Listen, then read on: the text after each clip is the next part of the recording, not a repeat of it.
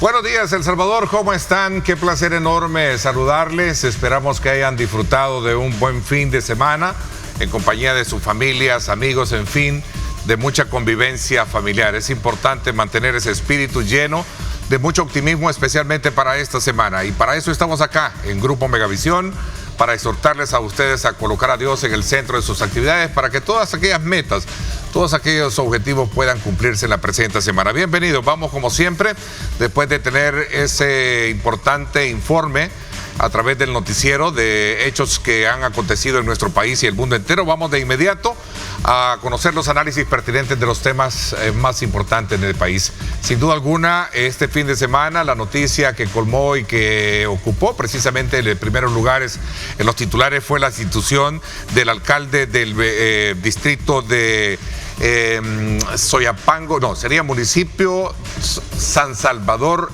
Este, ¿verdad? Por la forma en la cual vamos ahora a situarnos bien con esta nueva administración. El señor José Chicas fue destituido este fin de semana por el Consejo Municipal. Esto a raíz de una serie de recomendaciones que se dieron en torno a el surgimiento por la polémica de este resguardo de animales en el distrito de Ilopango. Parte de lo que se tiene es precisamente lo que el presidente de la República decía, la recomendación para ser destituido. Inmediatamente también el partido Nuevas Ideas pidió la destitución y el Consejo Municipal del municipio de San Salvador Este, como decimos, destituyó la noche de este sábado a José Chicas como alcalde y nombró de regidor a Marvin Elías Aragón. Marvin Elías Aragón como nuevo edil, así lo confirmó el Consejo por el partido Nuevas Ideas. Este es un tema muy importante que vamos a tener este día para ver los alcances que se da en torno a esta situación. También de la, en su momento, suspensión del hospital de animales que el presidente de la República en su momento pues dijo, de mascotas, y también, por supuesto, luego la rehabilitación del mismo. Vamos a hablar de estos y otros puntos. A continuación les presento el siguiente informe.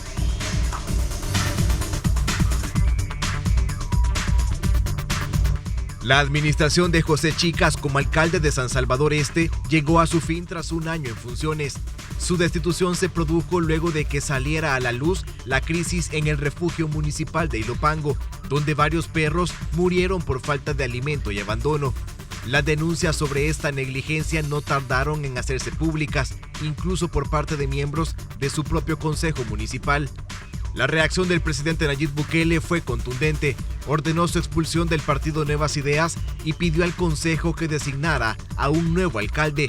A pesar de la gravedad del caso, Bukele afirmó que la Fiscalía General de la República señaló que Chicas no enfrentaba cargos penales, calificando la situación como un acto de irresponsabilidad. Sin embargo, la controversia va más allá de su destitución. El cierre de instituciones como el Instituto de Bienestar Animal, Polipet y la Clínica Veterinaria Pública Chivo Pets generó críticas. Inicialmente, Bukele ordenó el cierre de estos centros, pero la presión ciudadana en redes sociales influyó en su decisión de reabrir Chivo Pets. Desde su inauguración en febrero de 2022, este hospital veterinario ha atendido a más de 3.6 millones de mascotas según cifras oficiales. Para el 2025 contaba con un presupuesto de 10 millones, aunque Bukele anunció que se destinarán más fondos para fortalecer sus servicios. Tras la salida de José Chicas, el Consejo Municipal designó a Marvin Elías, regidor de Nuevas Ideas, como alcalde interino. Su nombramiento fue respaldado por la mayoría de los concejales, pero no estuvo exento de oposición. Cayetano Cruz, otro concejal, expresó su desacuerdo, argumentando que Elías carece de la experiencia y capacidad necesaria para asumir el cargo. Al cierre de esta nota, una de las incógnitas que persisten es el paradero de José Chicas. Según el concejal Cruz, el exalcalde no asistió a la sesión en la que se le destituyó y no se ha brindado información oficial sobre su ubicación. Para un análisis más profundo sobre este caso, sintonice Diálogo 21 con Ernesto López esta mañana. Reportó Jonathan Cortés.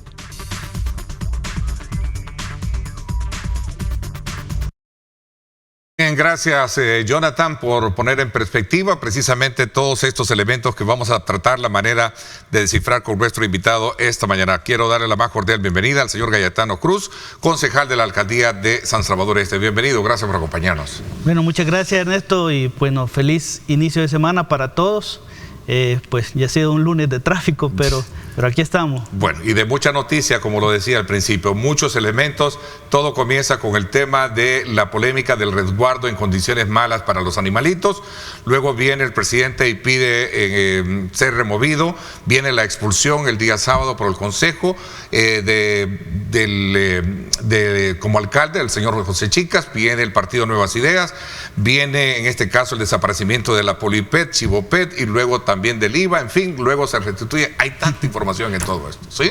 Sí, bueno, han sucedido tantos acontecimientos a donde han acaparado la atención pública, por supuesto.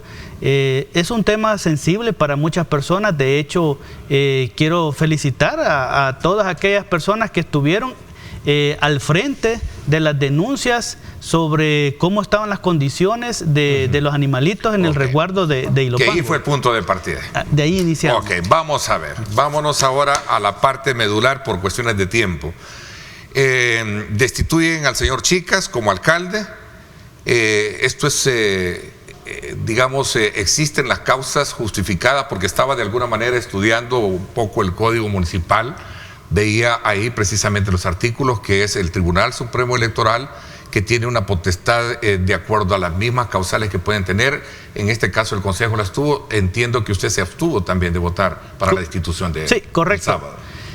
Bueno, es que cuando nos convocan el día sábado, porque de todos los acontecimientos había existido un silencio casi total, y aparte de ignorar el paradero del alcalde, igual ignorábamos el paradero de todos los concejales de Nuevas Ideas. ¿No se presentó el alcalde? No se presentó a esa reunión de emergencia. No, él no se presentó. Quiero decirle que yo vi personeros que sí se autodenominan que son de casa presidencial, ¿verdad? Y se reunieron previamente se reunieron con los concejales de Nuevas Ideas. Posteriormente nos hicieron pasar a nosotros a la sesión de consejo y solo nos expusieron, bueno, miren, aquí está la destitución, ¿quiénes votan?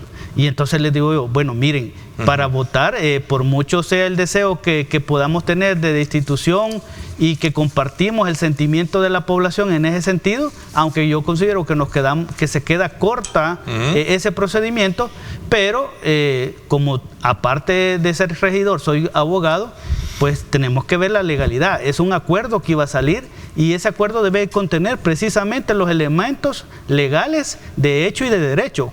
Cuando yo pregunto eso, pues no supieron dar una explicación, dijeron de que solo había que leer al presidente. Yo les dije que con mucho respeto el presidente tiene sus potestades, pero que el Consejo hoy por hoy es autónomo y no podíamos tomar una decisión sin la base legal correspondiente. Ok, el artículo 28 dice, voy a pedirle al equipo de producción que me apoye con esto: el cargo de alcalde, síndico y concejal es obligatorio y únicamente podrá exonerarse del desempeño de sus funciones por justa causa calificada por el Tribunal Supremo Electoral. Eso es el artículo 28, ¿cierto? Sí, correcto. ¿No hay causales para ello? Bueno, el artículo 28 incluso remite al artículo 26, que son los requisitos, y remite al artículo 27, ¿verdad? Que son causas posteriores. Claro. Pero cuando uno revisa el artículo 26, el 26 ahí está. Que incluso ese artículo, para inscribirse a candidatos, tiene que cumplir incluso con esos requisitos. El tribunal los aceptó, quiere decir que no tenía ningún problema con el artículo 26. Entonces, cuando uno revisa las causales que tiene el artículo 26, no le encuentra cuál podría adaptarse en este momento a la destitución.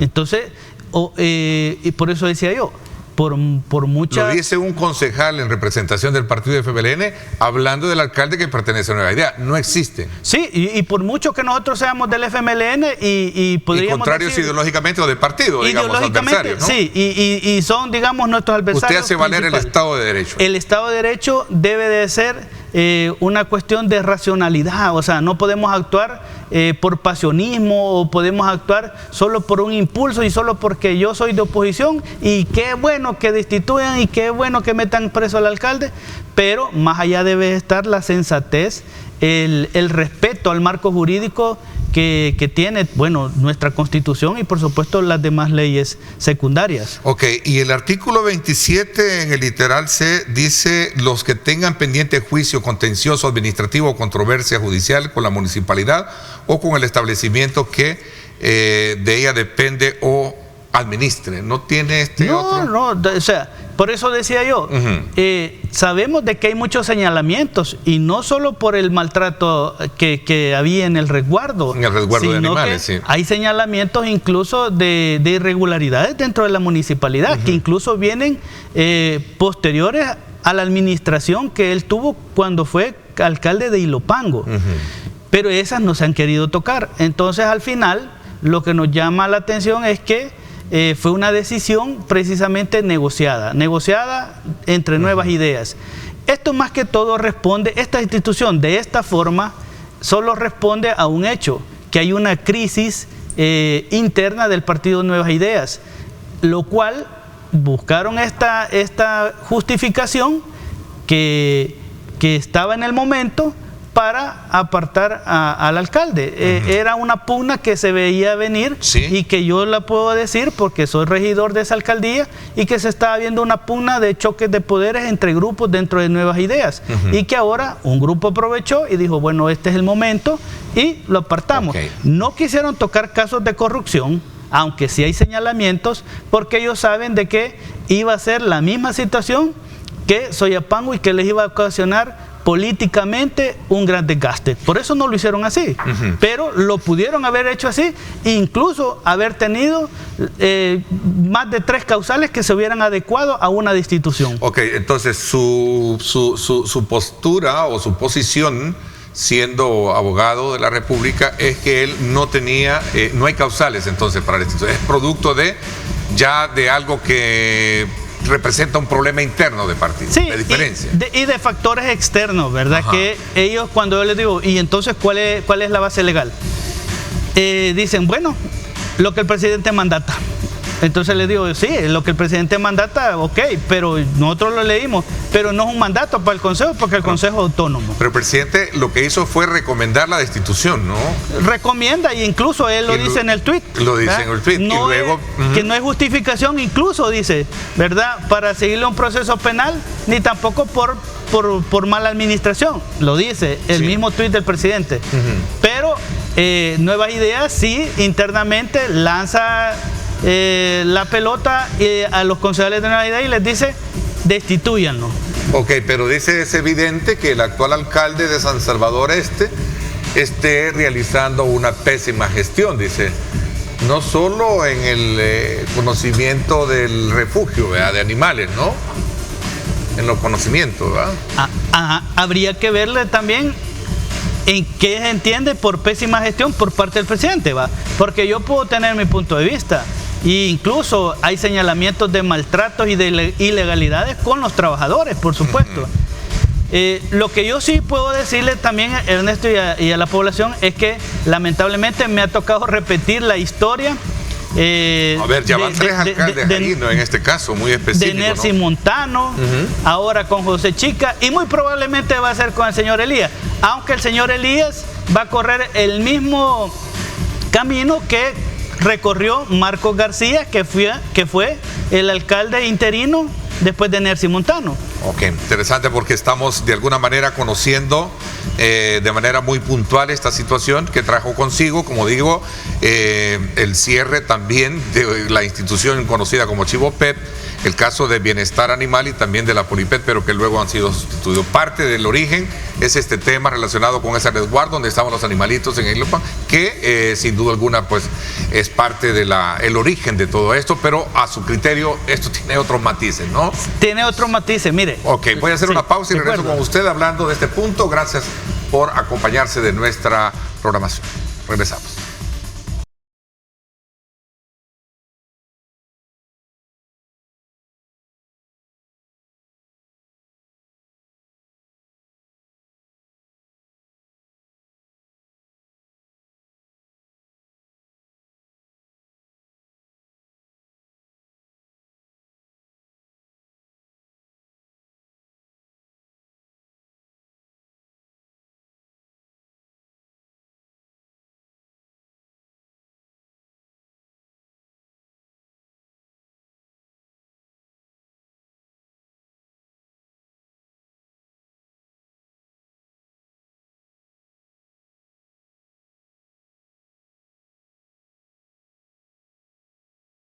Y esa calidad, como siempre, es para manifestarles e invitarles a ustedes a que puedan disfrutar de un café rico, y como rico es calidad, recuerde, el café perfecto de la mañana. Disfrútenlo porque rico es calidad. Y continuamos nuestra conversación con el licenciado Gaetano Cruz, concejal de la Alcaldía de San Salvador Este, y estamos hablando precisamente de esta situación que ha llevado consigo a la destitución del señor José Chicas como alcalde de este municipio. A raíz de todo esto decíamos que el presidente había tomado decisiones en las cuales él posteriormente en sus cuentas decía: en la vida es importante nunca dejar de aprender, y me llevo 3 lecciones, decía, y aquí viene un punto que tiene que ver con el rol de ustedes. Está bien criticar lo malo, pero también es necesario defender y luchar por lo bueno. Las redes sociales no son un buen termómetro de la realidad, a veces nos hacen creer lo contrario a lo que es, y este es el tercer elemento. Ahí está, pero este es el tercer elemento. Los opositores nunca desperdician la oportunidad de mentir, y lamentablemente siempre habrá quienes caigan de nuevo. Ya están diciendo que el cierre de Chivopet se debía a un acuerdo con el fondo, en fin, otros aspectos elementales, pero habla particularmente del tema que dio origen a toda esta situación. Bueno, es que ellos buscaban una justificación para cerrar esas instituciones. Lo que no se esperaban era la reacción de la población. Porque si estamos hablando de opositores, entonces la población entera la considera opositora. Y sí, o sea, hay una oposición, porque incluso el día que yo estaba en la vigilia que se hizo, todas las personas que estaban ahí, las asociaciones de rescatistas y animalistas, estaban ya preparando un plantón para ir a Casa Presidencial. Claro, esto, si algo tiene este gobierno, es que invierte millones, más bien gasta millones en todo el tema de las redes sociales. Y obviamente vio que había un gran desgaste en esta administración. En esa decisión, sí. En esa decisión que había tomado el presidente, había un gran desgaste. Entonces, por eso que después sale y dice, la reactiva.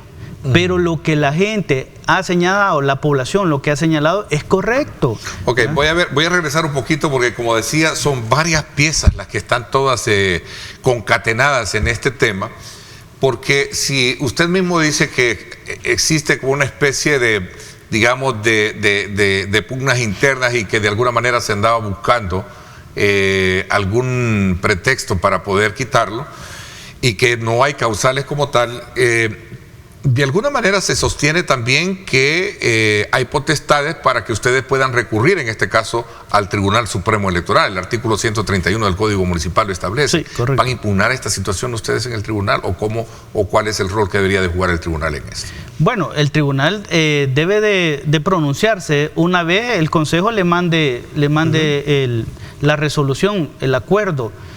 Nosotros como FMLN, no, si ese es un pleito entre Nuevas Ideas, y ellos deberán resolverlo.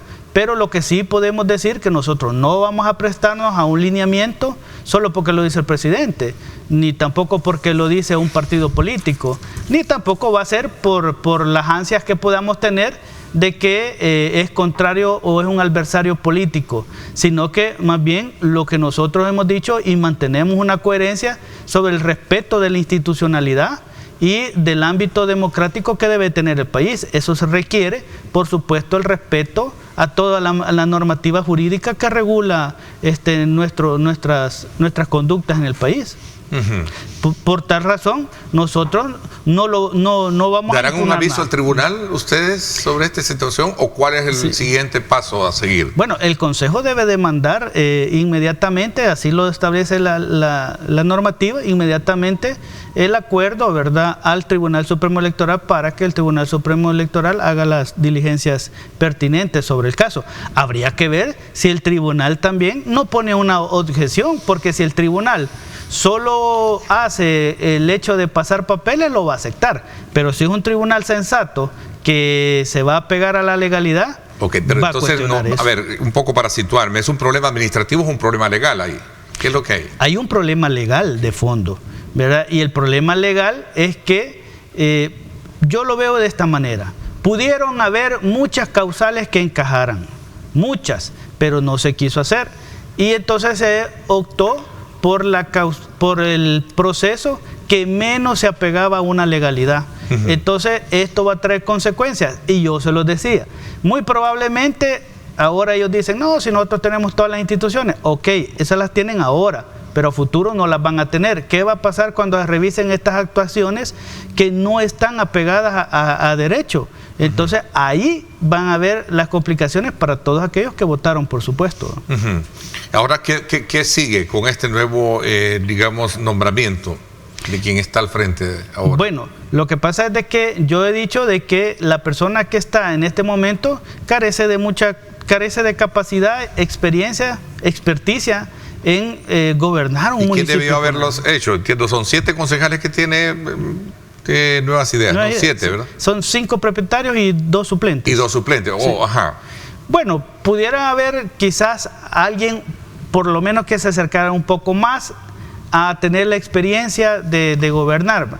Pero el punto es el siguiente, que aquí, como decía hace un momento, se repite la historia, porque está claro que quienes van a gobernar y quienes van a conducir la municipalidad, para mí no es el alcalde que han puesto, sino más bien va a ser una disque comisión que viene de Casa Presidencial. Se repite la historia de Soyapango. Entonces, ¿qué es lo que va a haber? Una alcaldía con una gran anarquía, a donde no se sabe quién en realidad toma las decisiones, y eso nos pasó ya. Cuando vienen y no nos dejan entrar al resguardo a nosotros que éramos concejales, pero de repente vemos que si dejan entrar a una persona rescatistas, la dejan entrar y le dicen, miren, a usted le vamos a dar el resguardo, pero entonces la pregunta es, ¿y quién le dio esa orden? Si la única debería seguir siendo entonces la municipalidad. Debería de haber dado esa orden el Consejo Municipal. Y el Consejo Municipal, yo he dicho algo, es que no es que las alcaldías se quiten la responsabilidad, porque pueden decir, bueno, nosotros somos incapaces de tener un resguardo animal, entonces se los vamos a dar a ustedes. Esa no es la solución. Y a esta reunión de consejo del sábado, ¿quién convocó? Nos convocó el secretario municipal que estaba actualmente, ¿verdad? Se dijo de que este día íbamos a tener otra sesión extraordinaria, pero hasta el momento no nos han convocado. Porque lo que se manejó era que para este día se tenía previsto el abordaje de este punto en particular, ¿no? Sí, pero nos llaman y nos dicen que de emergencia, claro, uno está sabiendo cómo está la coyuntura, sabe que está en un momento que cualquier llamado debe ser atendido inmediatamente. ¿Usted la calificó de tensa Sí, yo esperaba... ¿Esta reunión de consejo? Sí, yo esperaba que fuera una reunión sensata, una reunión de debate, un debate sano, un diálogo, pero al contrario de eso, llegaron con el punto y dijeron, va, esto, como quien dice, esto se va a hacer y punto.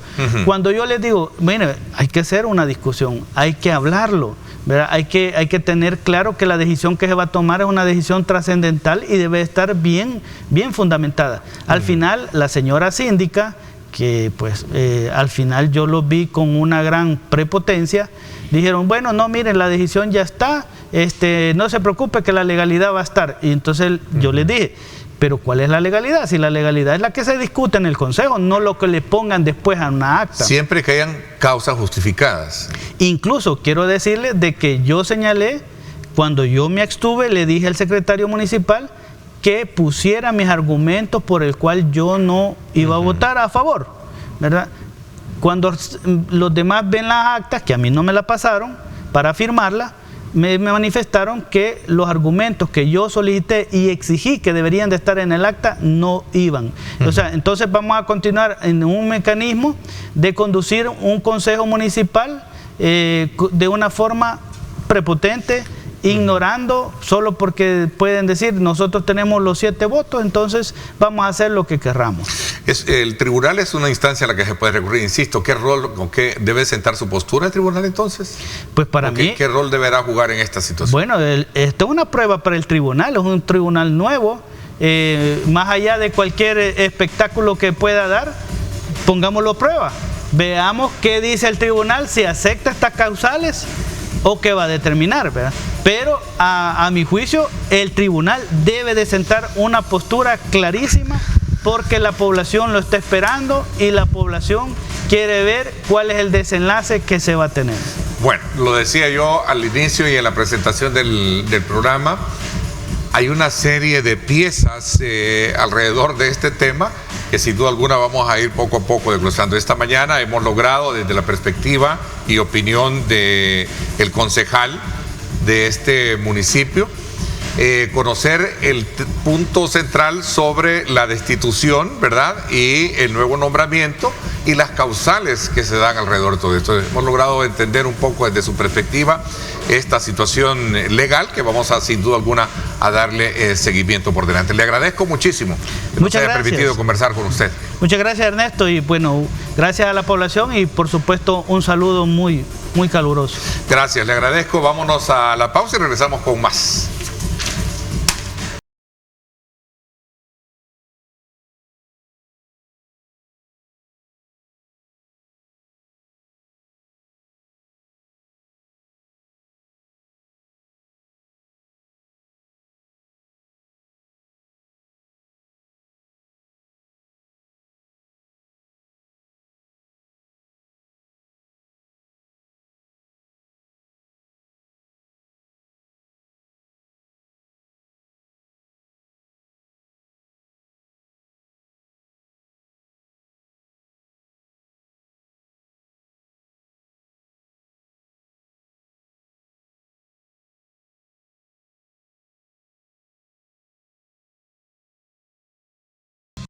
Bueno, gracias nuevamente por estar con nosotros. Vamos a continuar con la segunda parte de nuestro programa y ahora vamos a hacer una lectura acerca de los objetivos cumplidos precisamente por el Ministerio de Vivienda y Gobierno, que están desde luego continuando la entrega y la legalización de títulos de propiedad a familias que han sido precisamente estafadas por aquellas notificaciones o empresas que establecen notificaciones de manera irregular.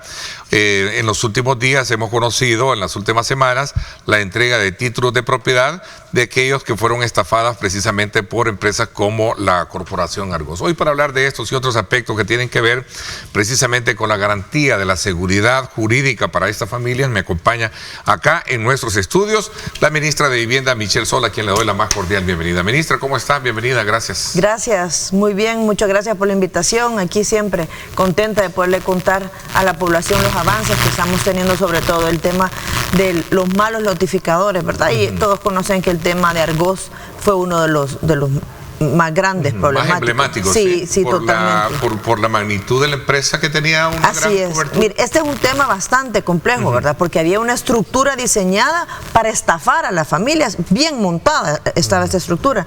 Su modo más común de operar era que creaban sociedades para administrar terrenos privados de terceros, ¿verdad? Y cuando los tenían vendidos, se declaraban en quiebra. Entonces cerraban esa empresa y la gente se quedaba esperando que esa empresa le entregara su escritura.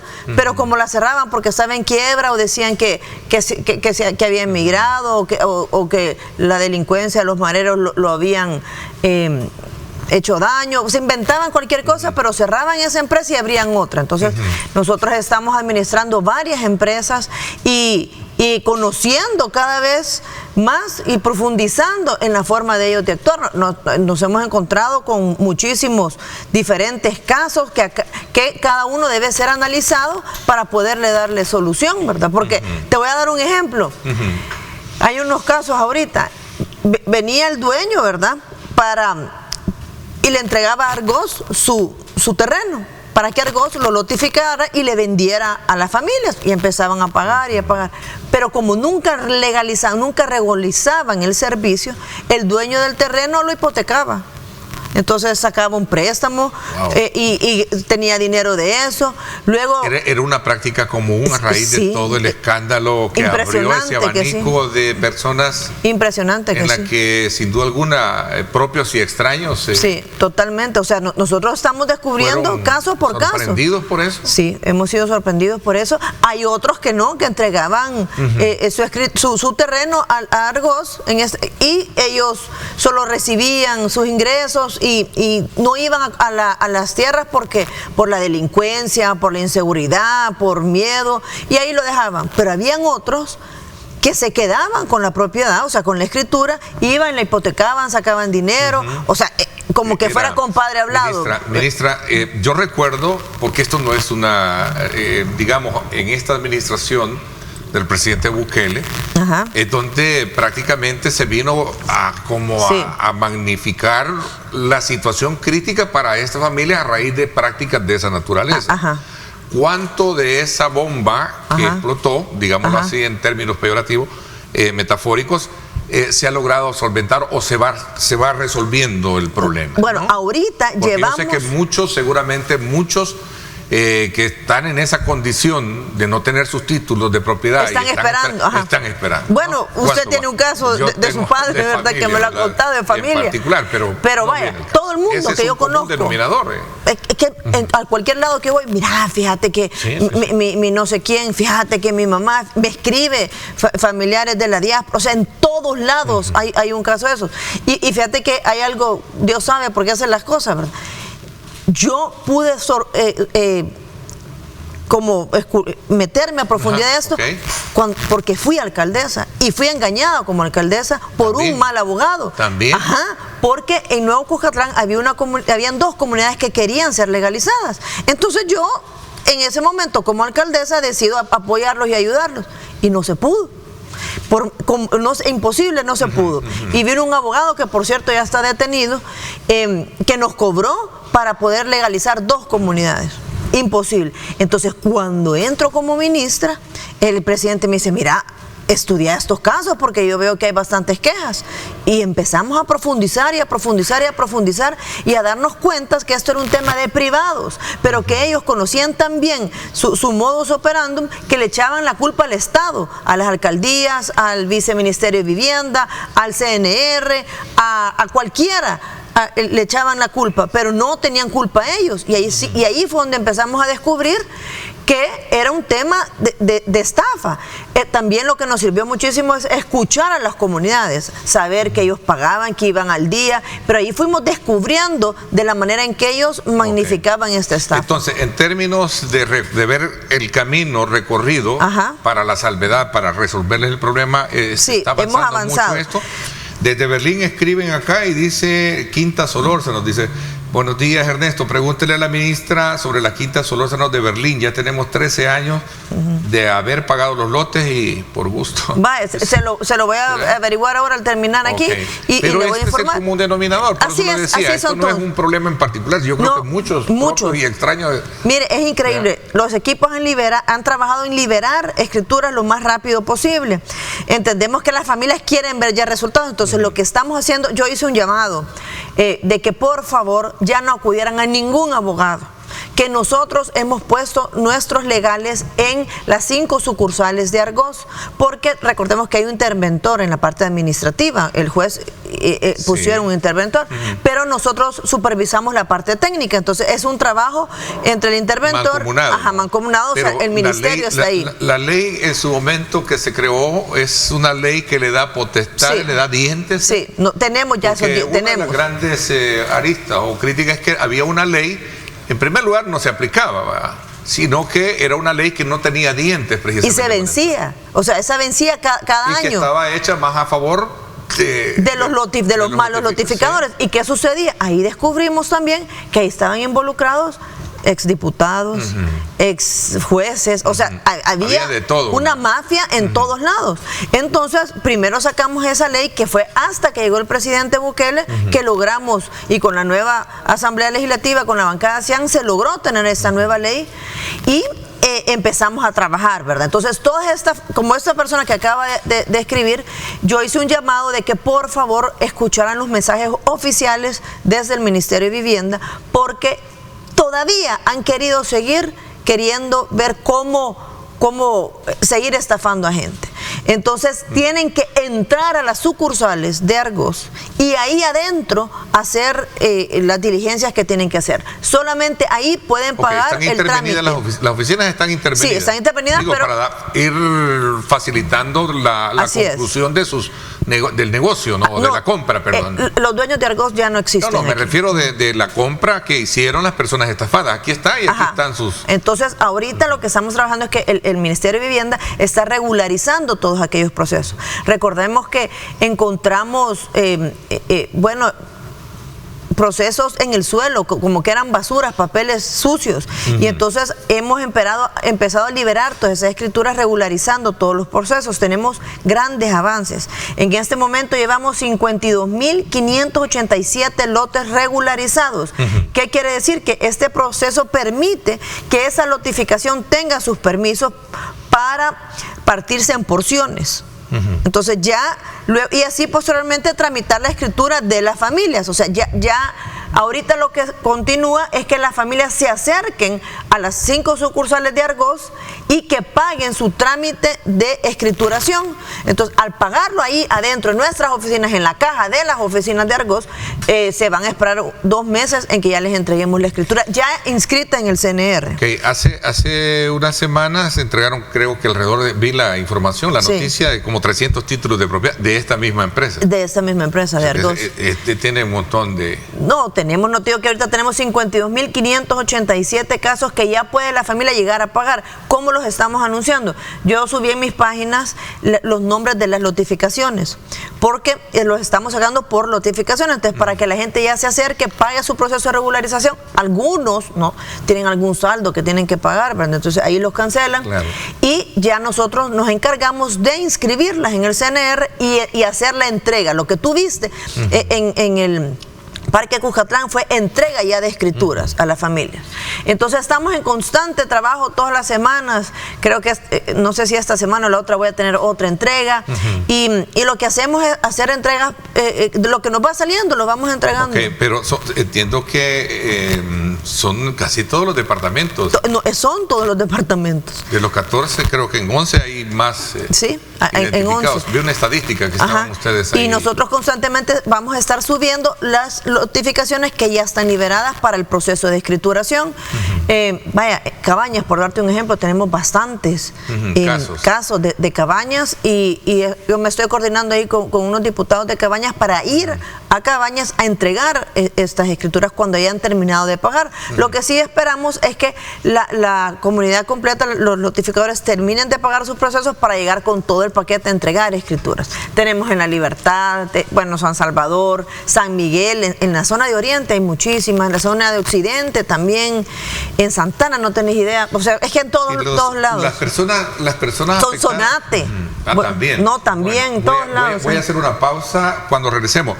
Aquella persona que en su momento pagó y no se le entregó y quedó a medio el pago porque fue intervenida, lo que sea, tiene que pagar lo que había convenido para poder optar ya a ese proceso. Que la mayoría está cancelada. La gente ya había pagado. Ok, voy a la pausa y regresamos con más. Gracias por estar con nosotros. Quédese.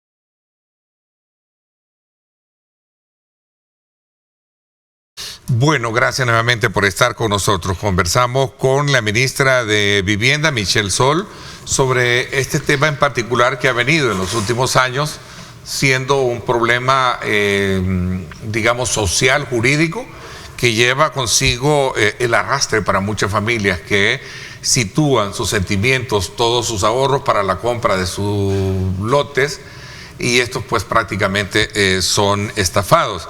Le decía de que aquella persona que había comprado, porque estaban haciendo una consulta y que no había pagado, también es recurrente para poder acceder a este tipo de beneficios, o tiene que cancelar su propiedad. Tienen que cancelar su propiedad. Para que se le sí, o sea, porque el problema era de legalidad, digamos, no de pago. Exactamente. No, de pago no, si reciben el dinero, la gente paga. Mire, la gente paga súper bien, increíble. Sí. No, ellos tienen que El problema es que no reciben a cambio de que yo pago. Ajá. Se aprovecharon de la humildad de nuestra familia, se aprovecharon de decir que vivíamos en un país inseguro, porque muchos también hubieron dueños de terrenos que decían, miren, no hemos podido cobrar porque las maras las tienen ahí están pasando las notificaciones regularizadas. Esta información la tenemos que estar actualizando constantemente, porque todas las semanas se están actualizando.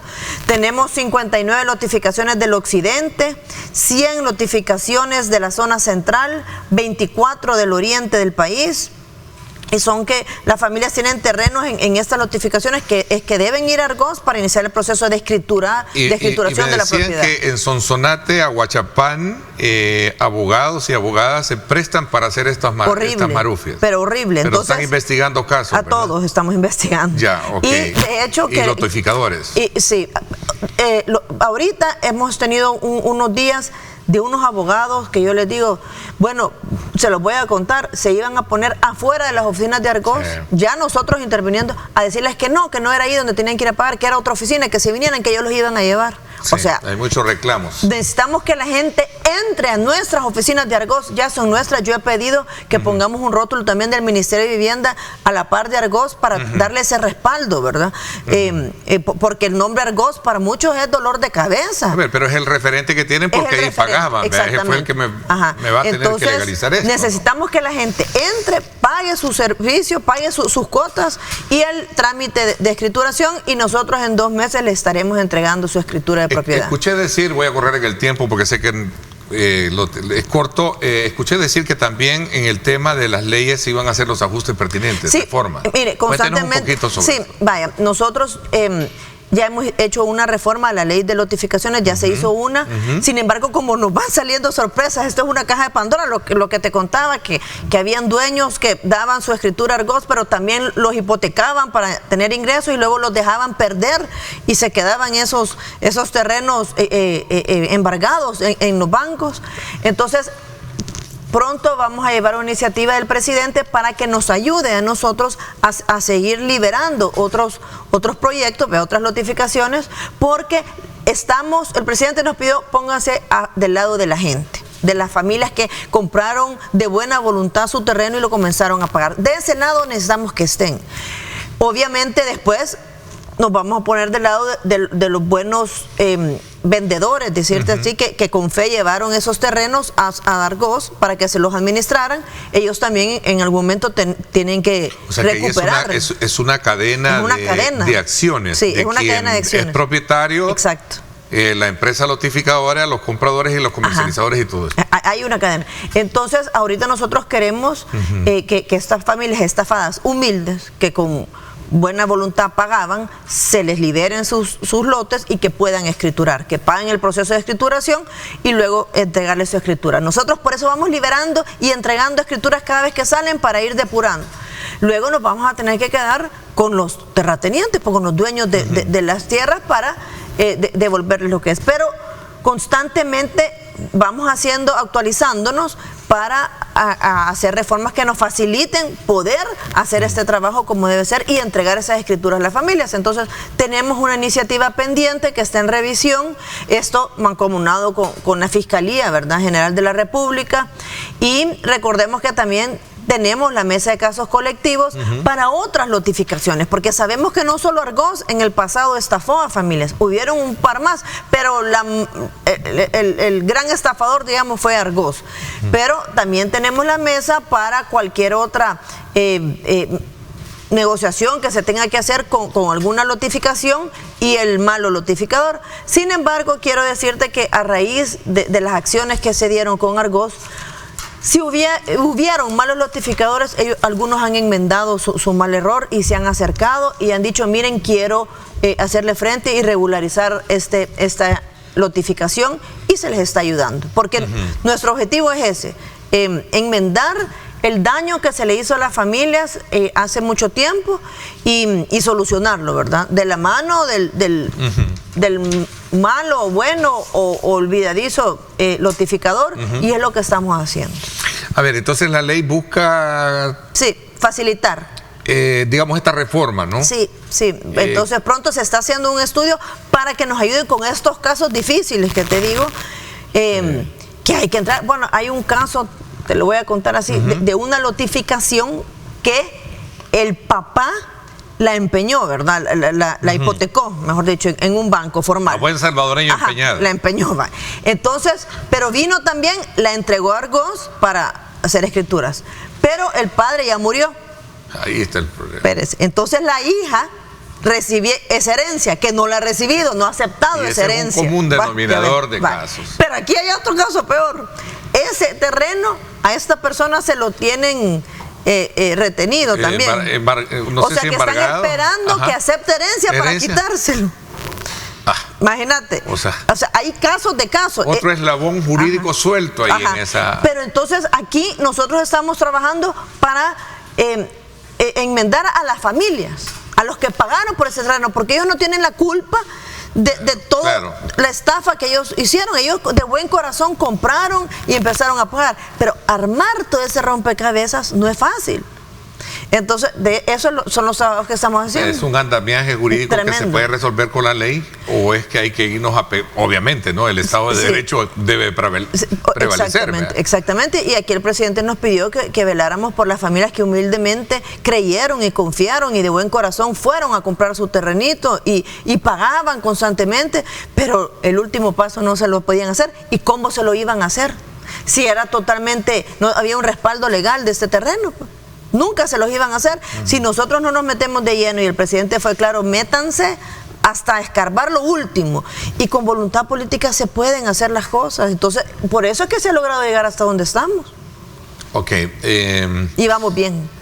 Ahora, todo esto pasa por comprender de que el clima para la recuperación de todo esto se da en un contexto diferente a lo que se veía antes, ¿no? Donde había, usted lo ha dicho, compadre hablado. Compadre hablado, había como una indiferencia para poder de alguna manera responderle a las personas, ¿no? Porque la ley estaba más a favor de los notificadores que de la gente.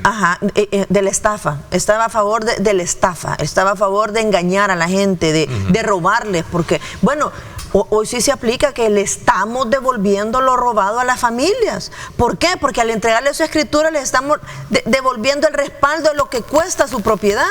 Y hoy ya tienen, ya pueden saber lo que cuesta. Estamos calculando que estos terrenos solares cuestan ahora $10,000. Y eso le estamos devolviendo a la familia. Ok, antes de finalizar, cuénteme cómo está el tema de la recuperación de viviendas también, que es otro tema que está dentro de la estructura de trabajo de ustedes. Sí, bueno, te cuento que han sido más de 9,000 viviendas recuperadas, que la mayoría ya están compradas por familias, ya las están pagando. Es increíble cómo las familias pagan mensualmente. Esa inversión ha sido de $116 mil millones en vivienda de vivienda recuperada. Les hemos vendido su terreno, ¿verdad? Su espacio terreno, pero también los fondos para poder reconstruir la vivienda. Entonces, ha sido créditos históricos, estamos súper contentos. Aquí tengo el dato exacto, 9,011 casas recuperadas que se han colocado. Esto representa una inversión de 118 millones. Ok, 118, sí, y ya casi no hay. La cifra, ya con cifras exactas, porque esto también nos va cambiando todas las semanas. Por supuesto. Y quiero decirte que ya no hay, o sea, ya no hay de estas viviendas recuperadas. Ya si hay ahorita, las personas ya son dueños y que las están revendiendo, pero ya no están de las que nosotros hemos recuperado, ya no tenemos. Pero ha sido algo increíble. Los resultados que tenemos en colocación de crédito en el Fondo Social para la Vivienda son sorprendentes. Tenemos números súper positivos. ¿Hay una buena colocación de tema de crédito para la gente? Hay una buena colocación. ¿De fondos? Sí, reportamos una inversión de créditos, escrituras de propiedad en el sistema de vivienda y proyectos habitacionales de 126.2 millones de dólares. Esto es el equivale todo el sistema de vivienda, ¿verdad? Pero créditos del Fondo Social para la Vivienda y Fonavipo se registra una colocación de 975.2 millones de dólares. Esto es un beneficio a más de 52,000 familias. Ok, vamos a estar entonces muy, digamos, a la expectativa y atentos a ver más que todo el curso relacionado con el tema de las notificaciones, que creo que es un aliciente, que es un factor muy esperanzador para muchas familias que sabemos que han depositado su sueño en llegar a tener su título de propiedad y que no lo han tenido a raíz de todas estas situaciones que se han venido generando por las notificadoras. Pero qué bueno que se van poco a poco resolviendo. No, ya, vamos rápido, ya, no creas, ahorita vamos avanzando. Como te repito, el tener la apertura de poder llevar nuevas iniciativas a la Asamblea Legislativa nos facilita el trabajo para ayudarle a las familias y estamos contentos con los resultados. Así que un llamado a las familias que fueron estafadas en el pasado para que entren a nuestras oficinas de Argos, que ahí los estamos esperando para terminar este proceso y que por fin puedan dormir tranquilos con su escritura de propiedad. Interesante, que así sea por ello. Gracias, ministra, por habernos acompañado. Gracias. Gracias, feliz día, feliz inicio de semana para todos. Gracias por habernos acompañado. Quédese con nosotros, que Arriba Mi Gente viene como siempre, cargado de mucha energía para, con sus talentos, usted compartir una buena mañana. Pásenla bien y como siempre recuerden lo más importante, amar a Dios sobre todas las cosas.